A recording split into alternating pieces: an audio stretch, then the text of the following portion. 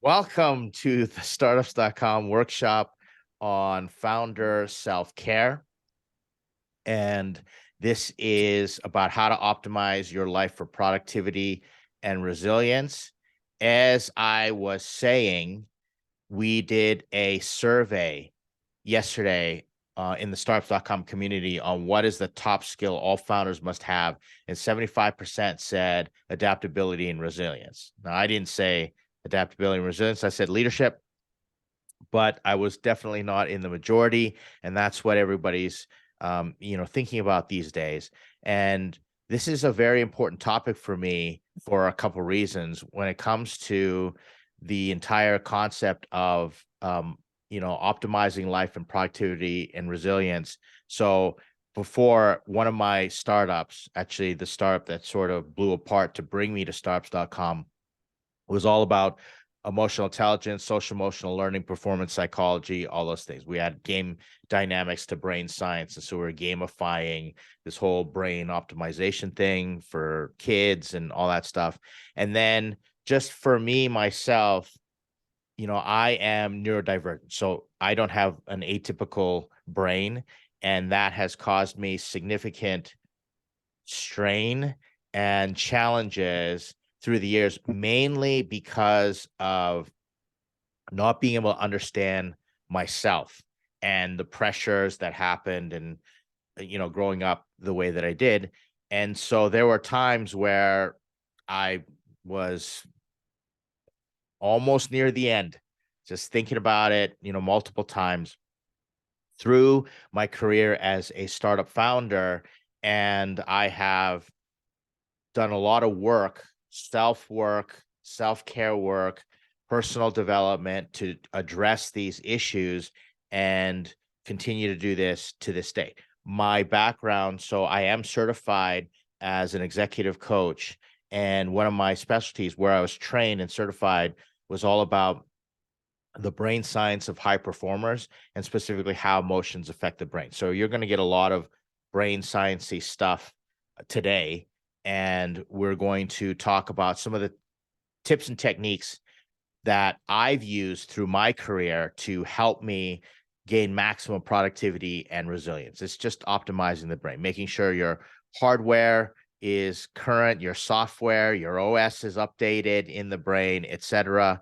And here we go. We're going to start general, and then we're going to get down into more specifics and get into some advanced applications. But there's going to be an interactive component where I'm going to encourage you to try some of this stuff with me here today. Okay. So, how to spend your time as a founder. So, let's start with the baseline. So, one of the understandings is you are not a regular entrepreneur. You are not a small business owner. You may actually be a small business owner because there's a delineation between high tech, hyper growth startups. But if you're trying to do something innovative, you're a startup founder, then you have to understand what is the baseline and how to use your time and how to approach your time and resource management, energy management that's different from entrepreneurs. You're not going to relate. People still don't understand what I do, especially my family. They think I'm a hedge fund manager. Okay. I'm like so far from. They just People come and they listen to what I do, and then they say, "So you're a hedge fund manager?" And I just nod my head, yes. I run a hedge fund. Okay. So, but my time, I don't relate as far as the allocation of my time and the things that I do. I don't relate, especially to the corporate worker. I don't relate to the gig worker, the self-employed person, or the small business entrepreneur, mom and pop shop. And therefore, we have communities like startups.com where we can all commiserate with each other and relate. So this is the baseline you should be thinking about: how to spend your time as a founder. 40% of your time should be building and shipping product. 40% of your time. I literally divide this up in my calendar. Like, my calendar is chunked off for 40% of time building and shipping product. That means I need the white space in my calendar. 40% needs to be white space or blocked off for building and shipping product. Then 40% is talking to customers. That's all about validation. If I'm spending 80% of my time building, shipping product and only 20% of my time, or let's say 100% of my time, which a lot of founders get into that habit.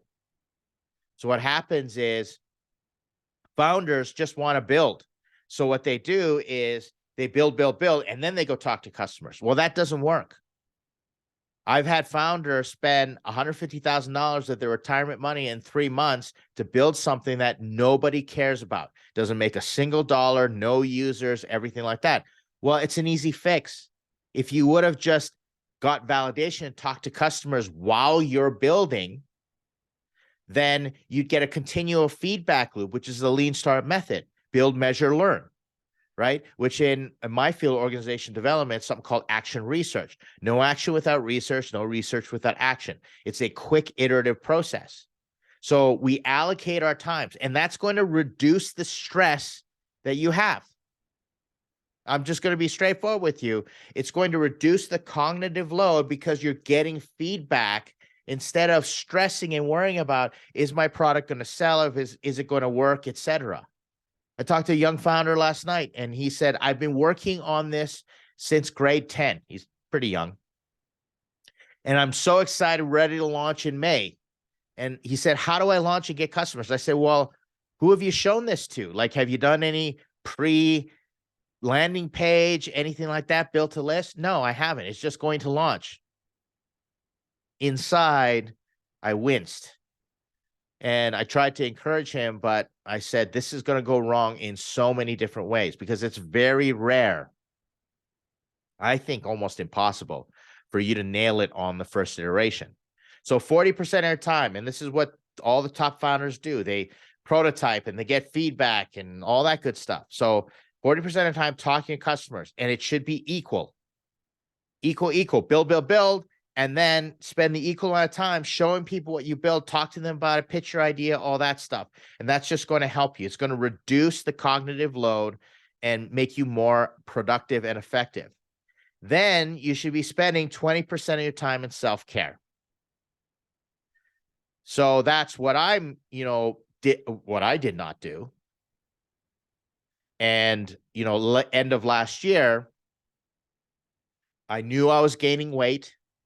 And suddenly, for like half of the year, my feet would suddenly swell up, like to the point, like edema in the feet, to the point where it's just painful. Like I can't flex my feet anymore. What's going on? Go to the doctor, take my cholesterol's high.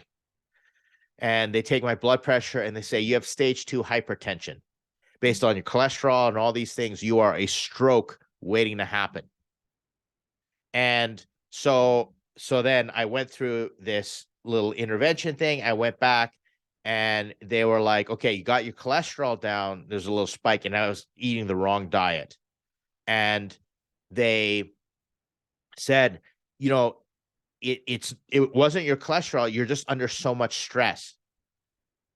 So I said, I got to make some changes. My son in particular got very upset with me because like he literally was upset, mad at me for months. And he said, you don't take care of yourself. And he said to me, I need you to promise that you're going to be around for your grandchildren. Okay. That's some serious juju going on. And so I realized self-care is important, but I can't shut down my life and suddenly, start working out 3 hours a day in the gym or go out in the mountains, everything. I'm a startup founder. I've got responsibilities. I've got a portfolio, millions of dollars. Okay. More than millions of dollars, at stake here. So what do I have to do? I have to optimize my time in this manner. So it needs to be 40, 40, 20. 40, 40, 20. So if you want a piece of advice, go chunk it out in your calendar. Figure out how to take this very seriously and chunk in your calendar. Look at your calendar. Now, some of you, as I know, you're working full-time jobs at the same time. So there's extra optimization that needs to occur. But if you want an illuminating exercise, look at your calendar and chunk it out and see. And then you'll start to realize where your time gets hemorrhaged. For example, I began playing copious amounts of video games, Xbox, by the end at the end of 2022 because I was stressed out. And my family, my wife came to me after months and she gave me feedback and she said, you know, we've been talking. We don't like your personality when you play video games. Just, you know, this is a great part about having a partner that's allowed to say anything, right? And I realized, you know, I was playing these competitive video games and I was getting so mad at the people I was playing with, right? Because I'm so competitive. Like I'm screaming at the TV and I'm becoming a toxic video game player. I'm making like sending them messages and people are sending me messages. Why don't you kill yourself? You know, uninstall the game, all that stuff. And I'm like, what the hell is going on here? This is not good for mental health. Right. And so I quit cold turkey playing Xbox and video games in general. I've learned a long time ago not to have certain types of video games on my phone. The only types of video games I can play are the ones that kind of play themselves while you just leave it and you set it up and type stuff, right? Just to waste some time because sometimes you need that break, right? And I went back to watching YouTube videos, catching up on Netflix shows because I was playing a lot of video games. Not only that, I was fighting with my kids for time on the TV and the Xbox and all those things because I won't let them play video games by themselves in their rooms, right? So you start to see your calendar of time and you realize, wait a second, I'm spending a lot of time on social media. I quit Facebook. I barely looked at my LinkedIn, if only to publish, etc. Like social media is pretty much, nothing except if it's related for business, right? And so because all that stuff is designed to light up the reptilian part of your brain. It's a race to the bottom of the brainstem. It's designed to get you addicted and hooked and all that stuff. And you have to understand what's going on. So going back to my original point, check your calendar and see, wait a second, if you logged your calendar time, you're like, wait a second, I'm hemorrhaging time and this is stressing me out. Because what happens is you get on a critical path. And if you waste time doing things that just aren't worth it, and then your time gets crunched for the productivity that you need, you start stressing out. And stress, there's appropriate stress, and then there's totally inappropriate stress that we cause ourselves. So how does this work? So when you're looking at the 20% of self-care, you want to look at all the factors that can affect your life in that self-care. And this is a concept, that I ripped off. I don't know where it came from the, Wheel of Life. But what I did is I added my take on it, and I call it the Joy Effects Wheel of Life. And we'll talk about Joy Effects in a moment. But if you look at these areas in your life, it's kind of like a wheel. And if you don't have this wheel like round and all these areas shored up, your wheel's not going to turn and your vehicle is not going to go anywhere. Really. So you want to have nice round, although this isn't round, think of it like it's round, or, Stone Age wheel, with all the sides.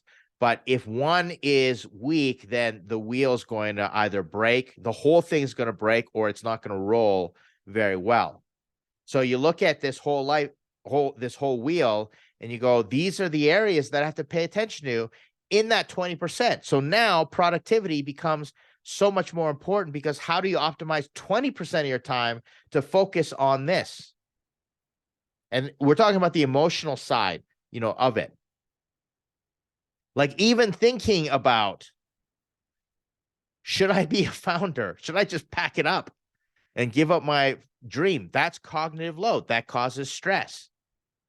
And so, this past weekend, I had a little crisis of identity. And I talked to my wife and I said, I'm having a problem managing my portfolio and kind of this sense of fulfillment and motivation, and talked it through with her. And I stopped and I spent part of my Sunday mind mapping my life out and going, what is the meaning and purpose of all these different things that I do, et cetera, et cetera. And that fell into my 20%. I didn't stop work to figure out my life. You can't. right? I couldn't call all my teams up and the investors and say, hey, by the way, I just had a little crisis. I'm going to take the next 3 days to figure my life out. No, that doesn't happen. So this has to happen in the 20%. Now we're really optimizing. So you look at this. So don't worry, you're going to get a chance to go through this, but this is all about looking at things holistically and all the areas. So if you look, some of the areas are straightforward, like money's a big one. Money's a massive one in terms of the emotional drain. And, friends, family, career, all that stuff, love, physical health, you may have a partner, spouse, but how many times do we see relationships where people are married and there's no love and there's no fun, where there's no friendship? Or, for example, one of the things that I learned, 2 years ago was I was being very unfair to my wife because I was expecting her to be my lover, my caretaker, my nurturer, the mother to my children and my best friend. And, she was getting in the place, and I talked to other wives and other husbands where the wives are starting to resent that. I can't take care of this man baby. He needs to go out and have some friends and get some hobbies. Like my father's retired. My mother complains about the time. Your father has no friends, has no social life, and he takes it out on me at the home. And so I got into like a men's group, and so I began friends, and we, started doing fun things, etc. And you have to be aware. Self-awareness is the key to all this. So then the other stuff is, mental health, physical health are two different things, obviously. Purpose and spirituality. Like, why am I doing this? I know a business person, and he would give these talks, and he would say, how many of you are climbing the corporate ladder, or you've climbed the corporate ladder only to realize it's leaning against the wrong wall? Right? And as founders, we have that crisis all the time. What's the purpose of being a founder? One of the upcoming polls, I'm trying to figure out how to make it engaging, but would you rather work in a startup that really like sells bottle caps and, makes $1 bajillion, and you basically throw your life into it and then hope that in the future you retire so you can do some purpose with your life? Or do you want to have a startup with purpose with it that might not make $1 bajillion? That is an individual question. There's no right or wrong answer to that. As I told you, I'm an executive coach. You know how many older people, I'll go in a corporation and I will ask them, the older executives, what is the number one emotion that people have later in life? The number one emotion that is so toxic to their mental health and well-being later on in life. What do you think that one emotion is? Okay, type in the chat what emotion you think that is. Okay, don't worry, I'll wait. Interactive. What's the one emotion? Fear, regret, shame, okay? Sense of purpose, regret. Okay, you're bang on. The majority of you are bang on. Regret is the number one emotion. There's this scene in Men in Black, I think 3 or something like that, and Tommy Lee Jones' character is talking to Will Smith, and Tommy Lee Jones says, what's the most powerful force in the universe? And Will Smith's character says, sugar. He's making a joke. And Tommy Lee Jones says, regret is the number one thing. And I bet you that was prophetic, because it bet you Will Smith's regretting some stuff now. Okay. But that is a killer emotion. So you get to the tail end of your life, and I've talked to executives, and they've made it all, like huge house, mansions, all the money, all that stuff, and it's nothing but regret. And so what do? At like 60 years old, they cash in their chips and they go down and they travel around. They go down to Machu Picchu. This literally has happened. We went down to Machu Picchu to serve sandwiches to the natives and, to the kids. And I go 60 years old, and then their kids are alienated, estranged family members, the health is gone, multiple divorces, all that stuff. I go, yeah, I don't know if all that was worth it.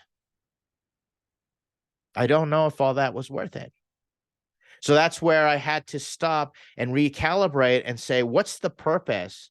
And I had to get a North Star. And my current North Star, even though I'm a prolific founder, a serial entrepreneur, when it comes to this, my North Star is to be a hero to my family.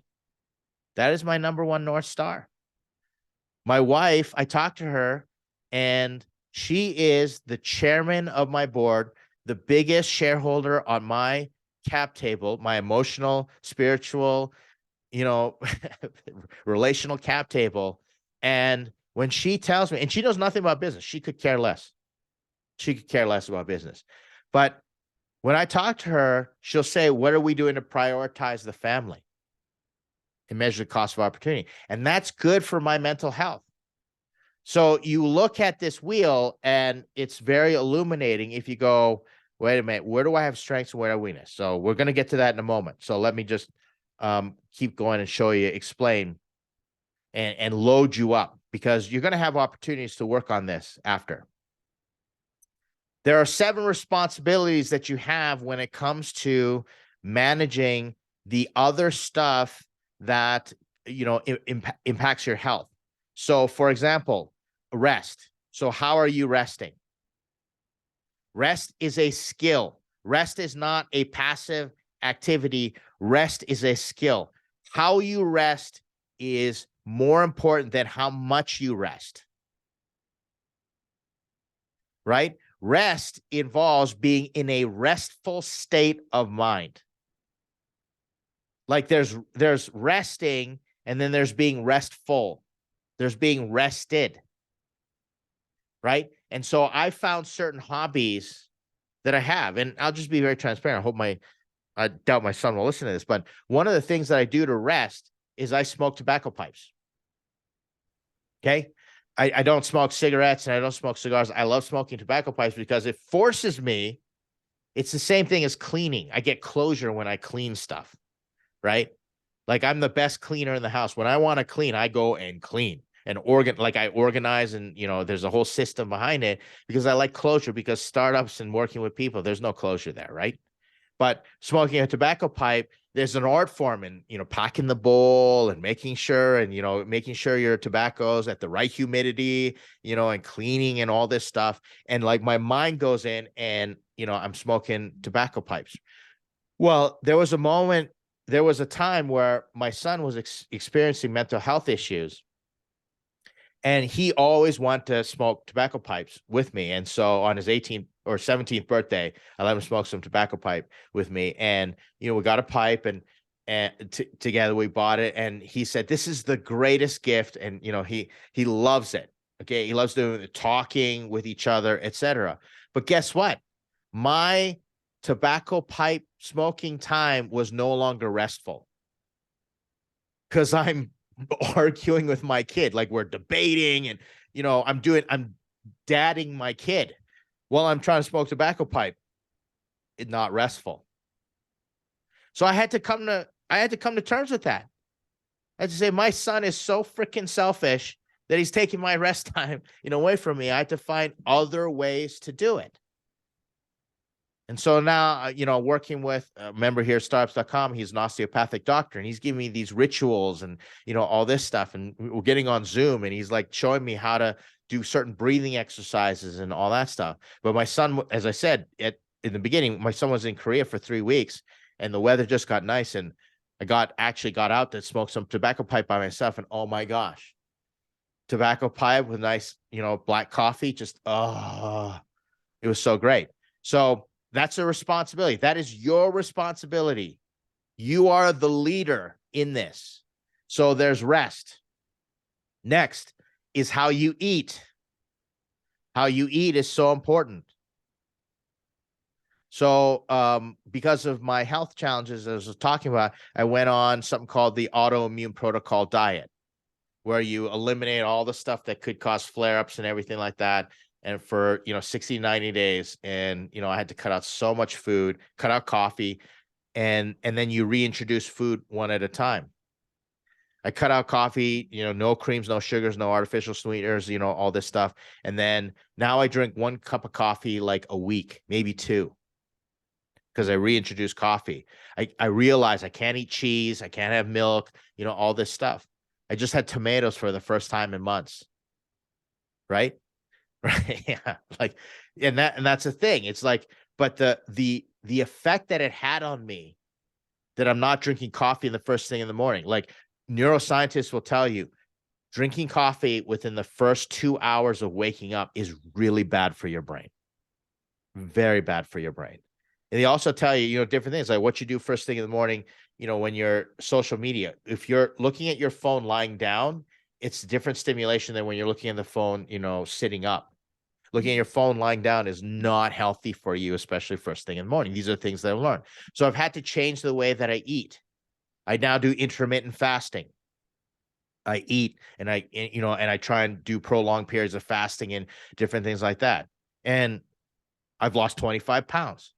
I feel so much better about myself. And it has nothing to do with, what is my weight, how do I look, anything like that. It's all about optimization of productivity. I'm a businessman. Everything I do serves my overarching purpose and goal, so I can maximize my productivity, my resilience, so I can become a better founder. And, first things first, here to my family. Right? I don't, if you can maintain optimization with your diet, whatever it is, I do not care. Just, that's your responsibility. Next, sleep. I now go to bed. Some of the things that I do, like one thing that I learned is I try to go to bed at the same time as my wife, right? And so that we can have that time at the end of the night together, et cetera. A lot of relationship strain happens because couples don't go to bed, or they don't even sleep in the same room. I learned this. My parents have not slept in the same room for like decades, right? And their marriage is not optimal. Let's just put it that way.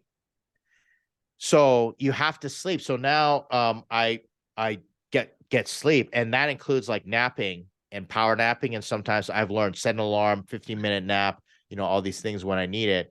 But sleep, I try and now get 8 hours a night. And so if you learn about sleep, you learn about creating a sleep deficit. And there are people who say, I don't need to sleep. And I get it. There are times that I go with no sleep, seasons where I go with no sleep, very little sleep, but eventually that wears on you. So you have to, you're responsible for your sleep. Next thing is forgetting. This is interesting. Forgetting is a skill, not ruminating on stuff and having a short memory on these things. Forgetting the bad day, learning how to clear that mechanism and forget the bad thing that happened. Protecting your boundaries. Learn how to protect.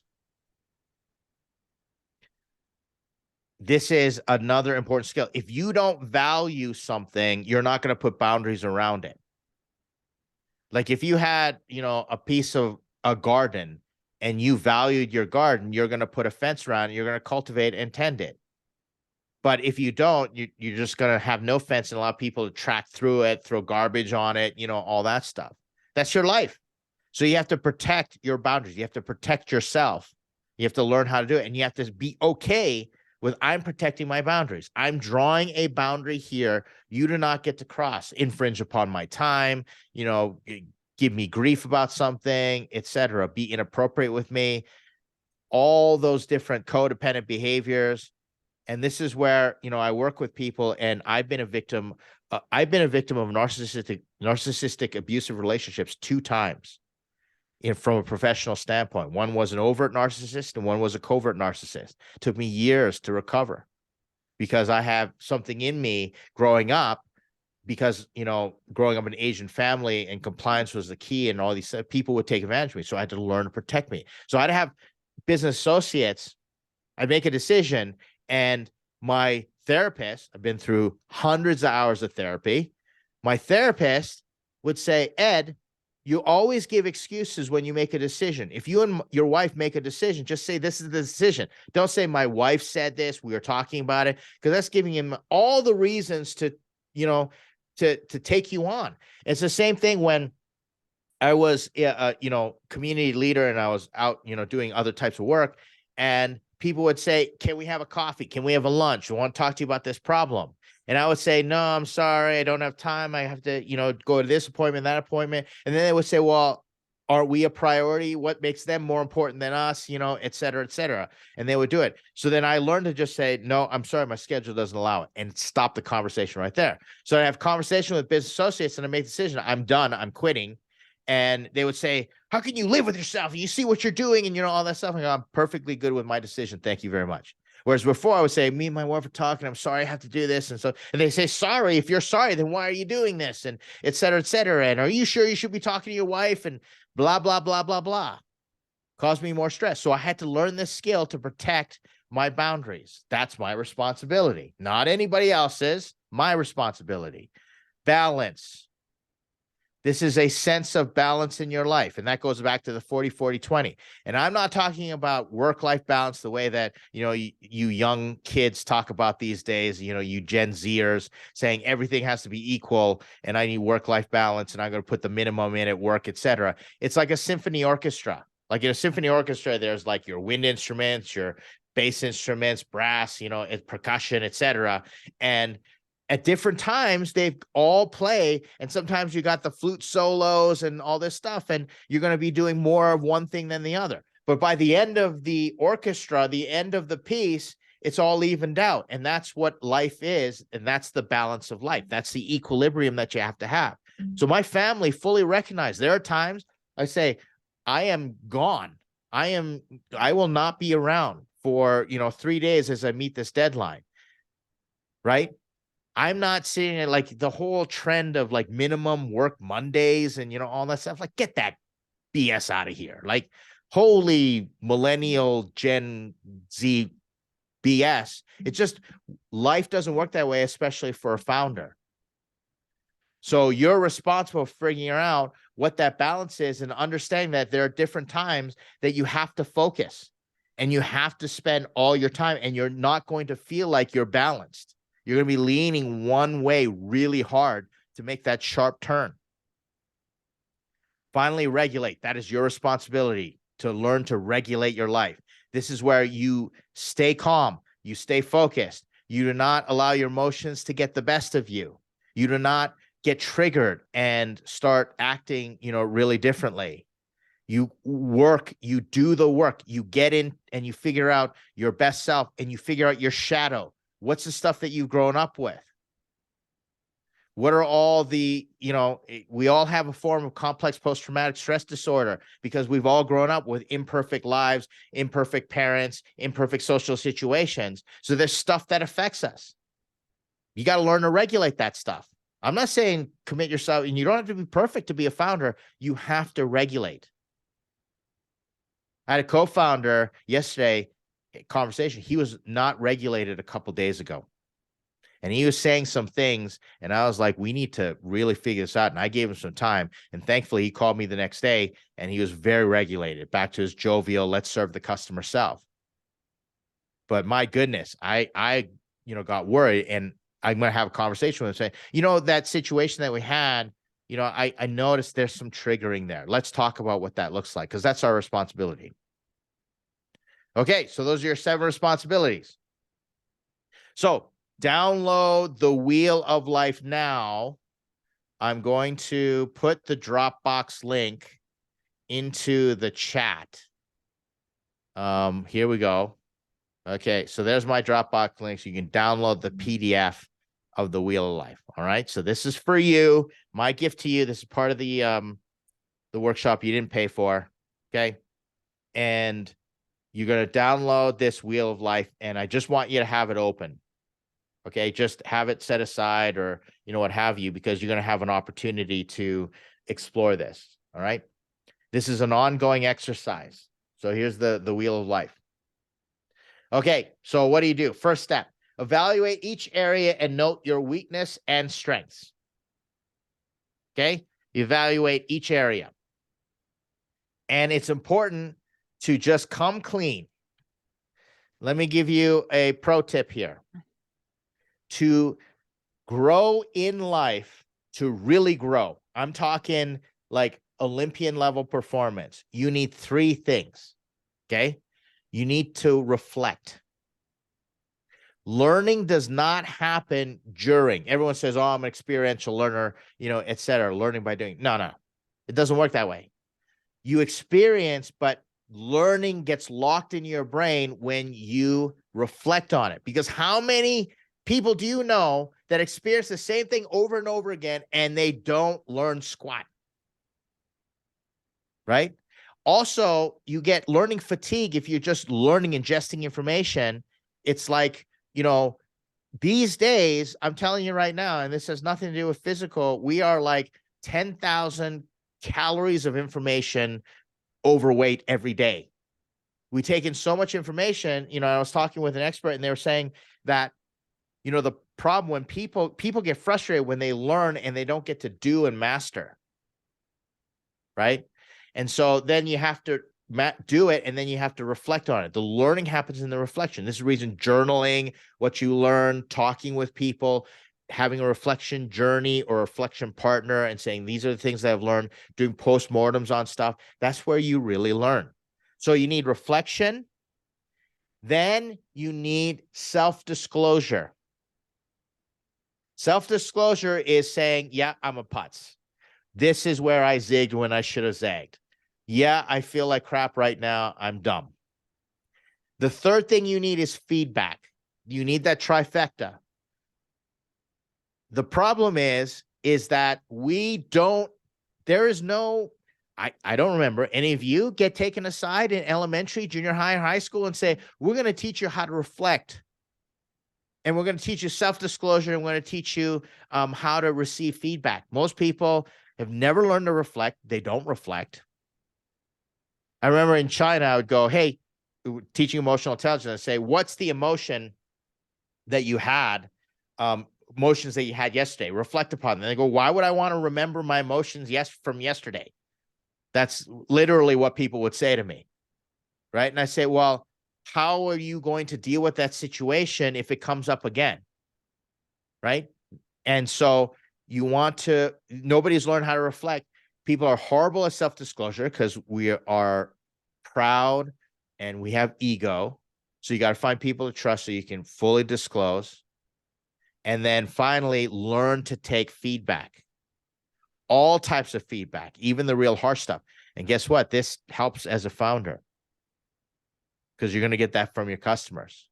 Now, there's some feedback that you listen to and you just have to forget. You have to let it bounce off because it's toxic. But learn to take feedback wherever it is. Start with the trusted source. Okay. So this is all reflection and self-disclosure. So these are my weaknesses and my strengths. So looking at your wheel. Okay. So we're going to open it up. So for example, in weaknesses and strengths, it's whatever makes you feel weak about that area. So like, for example, in my health, I felt extremely weak because of my bad habits and my hypertension, all that stuff. What were my strengths? The only strength I could pull up during my health journey in the beginning to right size the ship, get this wheel, worked out was I'm actually pretty good at intermittent fasting. I'd been doing that, like wouldn't eat breakfast. I go, so how can I use that strength and just leverage that into, my health journey? Money, right? My biggest weakness in money is I have massive amounts of debt because I screwed up a lot of startups.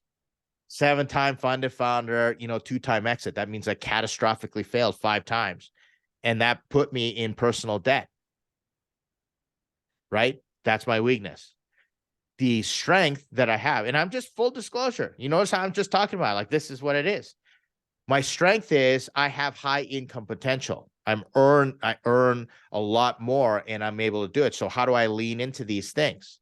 Okay. So the rest of you. So look at your wheel of life and tell me which part of the wheel and tell me a weakness that you perceive in that area and then tell me the strength. Who wants to take a risk and give it a shot? And you can either type or, speak up. Okay. And we'll give you. Yeah, I noticed we were muted by default. I muted you. Yes, we're getting ambient noise. Okay. Okay. Anybody? Take a risk. No right or wrong answers here. Just give it a shot. I would go with my family. Okay. Family. So what's the perceived weakness? The weakness. I thought that would be the strength. Okay. So the weakness part. Okay, let me get here. Okay. Start with the strength then. That's okay. What's the Okay. strength? Yeah, the strength. My wife and me, we were able to build a strong relationship with the kids, Great. and between me and my wife. So we have very good kids, and it's the biggest treasure in our life. So we consider that as the Awesome. biggest treasure. So we worked hard to build the environment that is safe, that is strong, that is good for the kids. And what I can take from that I learned a lot. Self-control, you know, how to behavior, how to present myself, you know, so cleanliness, you know, so a lot of things that came out of that benefit me as well, not only my kids. Okay. So what's the weakness? For the family? Yeah. Okay. Yeah, there is still few things on the family that always can be improved. You Yeah. know, my relationship with my daughter is one of the weakness. You know, my daughter and me, we're just look like mentally, the way that we think, the way that we perceive things, and we clash a Yeah. lot, you know. So that's one of the weakness that I can say. Yeah, I think that's the most weak part that I can see. Yeah. Okay, great. Thank you, Paulo, for being open and transparent. That was really great. And so you'll all see the reason we have to go strengths and the weaknesses. Okay. Sure. And do both. Okay, Wesley, give it a shot. So I think one of the biggest weakness I've got on the entire wheel is paired up with another segment, career and money. Okay.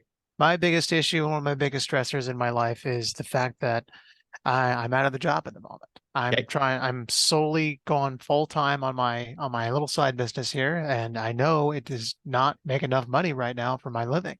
Great. So the biggest weakness, I guess, in my entire wheel would have to be money or career. I think those are tied up into each other. Yes, absolutely. They're interlinked. Okay, so let's pick one. So what is the strength in one of those areas? The strength in my career, my little side business, I play a big part in making stuff like this. If you see my background right here. Yeah. Yeah. Costuming. I am a costume designer and also a 3D print designer. So I'm able to create custom 3D print files that people can print plastic costume pieces and wear. Sure. And turns out there's a demand for that. People Awesome. are reaching out to me after they see my portfolio and be like, hey, can you make that for me? Hey, can you make that for me? And there's a demand. So their strength is that this is only the tip of the iceberg Great. for what I could do with my Perfect. side business. So there's Perfect. much I could do, but I've got a long way to go. Okay. And I need So to make money now. yeah. So thank you, Wesley, and totally fair. And I appreciate you being open and sharing that. All right, one more. Let's do one more. Let's do a trifecta. Dave. So I was gonna focus on partner spouse. That is a strength for me in the sense that my wife is extremely supportive. She has a massive level of confidence in the things that when I talk to her about my ideas and the things I want to do, and she's just very, very supportive and confident in she shows that, which I in turn feel more confident by that. It's a weakness in that she's not comfortable with time away. Like it's hard for me to separate from her and focus on something that doesn't include her for any extended amount of time. And she'll get stressed out about that. And when she gets stressed out about that, that also kind of seeps into me and I start feeling very stressed and get unfocused through that. Yes. Great. Okay. My wife is the opposite. She can spend copious amounts of time away from me and not bat an eyelash, and I get insecure, like I'm chopped liver. So I can relate on an opposite spectrum there. But thank you for sharing. And you know what? And I just want to say kudos. And I know we don't have time to go through everybody, but kudos. These days, like men, you know, us men, we're told to open up, but man up at the same time. And so it's a weird, wonky time for us to be vulnerable about what we're experiencing. And so the fact that you all are willing to share like that, kudos to you. I find, and, you know, obviously, whatever you think about gender and roles and, you know, all this stuff, let's just, you know, from a traditional perspective, women tend to do this much easier. You know, when we're doing, they evaluate this and they're so much more open. Okay, so what you do is you evaluate and you do this. So you just fill it out, and this is the reflection time. Reflection time and self-disclosure, and you just fill it in, and it's just, you know, fill it out. And then what you do is you go share your self-assessment with others that give you joy. And joy means you're intrinsically motivated to be with them in your strength, but especially your weakness. This is joy effects. No corrective complex. Okay, so what this means is the people that you have joy with are the ones that you want to go to and share and celebrate your strength first. And then the ones you go and you're glad to be with them when you're weak. So my wife, when I have a really great day, I beeline it to her, or something happens and I say, I had a really great day. I just want to share, you know, all this stuff. And she listens to me. But when I have a crappy day or I've made a mistake, I can go put my head in her lap and I can say, I am a crappy founder. I'm a crappy entrepreneur. I'm a crappy consultant, you know, all this stuff. And I do this. And she strokes my hair and she says, there. It's going to be okay. She does not enter in what's called corrective complex. Corrective complex is the knee-jerk reaction that everybody has to give unsolicited advice in an attempt to fix, heal, convert, teach, or direct. Okay? So, you know, at work, this happens. I will have a tough interaction and, you know, this and that, and I'm feeling emotional. And if I go, and there are certain people that I do not talk to anymore, because when I go and I say, you know what, I had a tough interaction and here's what happened. And they say, well, Ed, you should have done this and you should have done that, without learning any context. I wanted support, but they tell me how to fix my life. And they're like, you know, this and, you know, all this stuff. And I'm like, part of me, I'm like, you pee hole. Like, don't you think me as a professional, I know these things, right? I'm here because I need support. So in the beginning of my marriage, my wife would come and talk to me and she'd dump her problems on me. And I'd say, well, that's easy. You should have done this. I go into corrective complex. You should have done this and you should have done that. And she looks at me, she goes, I didn't tell you so you could try and fix my problems for me. And I would say to her, then why are you talking to me right now? Okay. You see how my marriage would go in the beginning? Like, why share a problem with someone if you're not trying to fix it, or you're not trying to learn something, etc. Right? Now I've learned to say, do you want me to just keep listening, or would you like my opinion? Right? 99% of the time, it's the former, not the latter. I've learned. Right? And that's the reason we have joy with each other. And there are times I'll go to her and she'll go in a corrective complex and I'll say, I don't need that right now. I need you to just give me a hug and hold it for 30 seconds. Like we train each other. Right? And I will do the same. Don't you think I know these things? Don't you think it's bothering me right now? But I'm stuck and I just need someone who's going to listen to me, hold the space. Because when you're in corrective complex, okay, you're trying to correct them, correct the situation. And it's usually for the best intention. You have a complex, you give them a complex, and you make the situation far more complex than it needs to be. That's usually what happens, right? And so you want to go to the person who doesn't see you as something that needs to be fixed, who can just sit there and say, I'm so glad you told me. That's what you have to do. Okay? In the same way, like we practice joy effects here. All of you told me, you know, Wes, Dave, Paulo told me, and I didn't jump in advisory mode. I said, thank you. I really appreciate vulnerability, you know, etc. That does something for us in our mental health and our brain. So what you want to do is go and share someone and say, can I just share with you this joy effects wheel of life? And you can share like one thing at a time, you know, all that stuff. And just say, I just need you to listen, right? I don't need correction. I just need you to share this with you. This is my reflection. Then what do? You pick one area to work on, ask what, when, how, who questions. Okay. So we don't have time to do this, but you literally write down, what am I experiencing? When do I experience it? How did I get here? And who are the players? Who am I? It doesn't matter what exact questions, just as long as you explore, right? Just write down what, when, how, who, like what happens here? Like, what's the weakness? Like, you've already done that, but what's going on? When does it occur for me? How did I get here? How do I get out of it? And who questions, all the who questions you can imagine. And you just do it super quick. All right. Now, again, there's no right or wrong answer. You're not trying to answer a test. There's no grades happening. It's just priming your brain. And then you make an action plan of courage for that area. So what is the one courageous thing that I can do next in that area? You know, what is the one thing that I can do? Right? So like in my health thing, I was like, what is the one courageous area? It's like, I can try the autoimmune protocol diet, even though it freaks the heck out of me that, you know, I'm going to suck at this. You know, I can try that tomorrow. I'm just going to get through to tomorrow. And it has to be courageous. There has to be a risk to it. It can't be something, you know, when I'm coaching people, it can't be something that they know they have to do. There has to be a risk to it. It has to be courageous.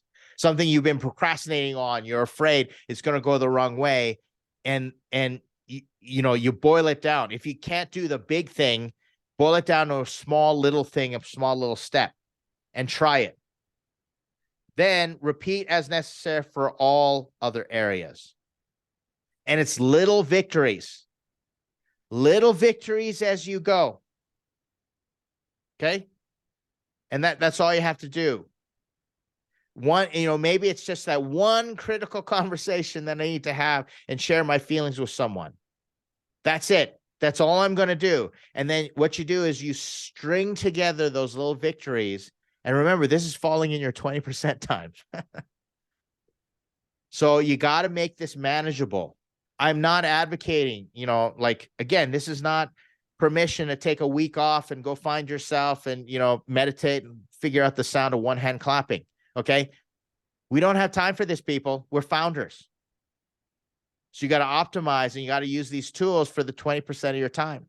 I have a men's group every Tuesday night. We practice Joy Effects together and we give updates, and like, we say, I'm a shitty husband and, you know, this and that, and my kids got mad at me, and nobody corrects each other. We just release it all.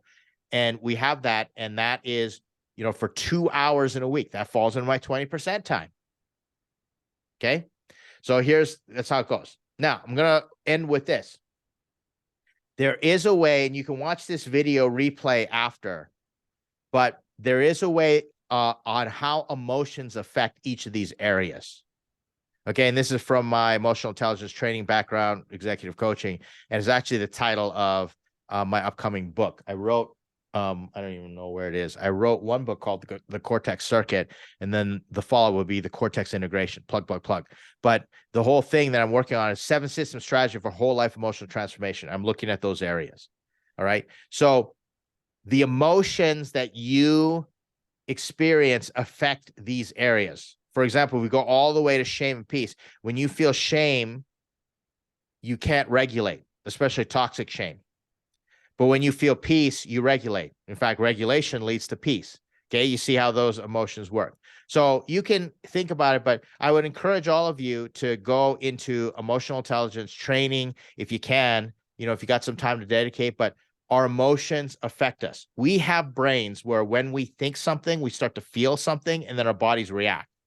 Or when we feel something, we start to think something and our bodies react.